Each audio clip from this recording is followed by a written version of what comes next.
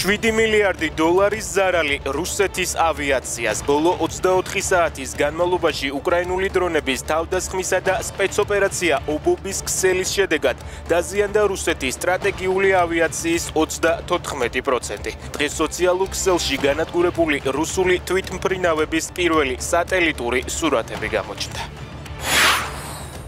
რუსეთში ჩვენი ოპერაციის ოფისი FSB-ს მთავარი სამმართველოს გვერდით მდებარეობდა, ამბობს ვოლოდიმირ ზელენსკი.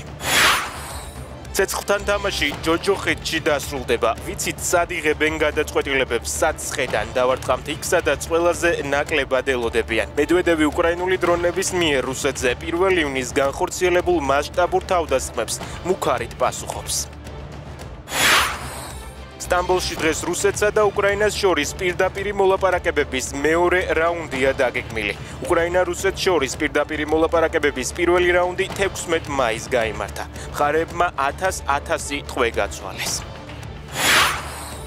პოლონეთის საპრეზიდენტო არჩევნებში კონსერვატორმა კაროლ ნავროცკიმ გაიმარჯვა. ნავროცკიმ არჩევნების მეორე ტურში ხმების 50,99% მიიღო.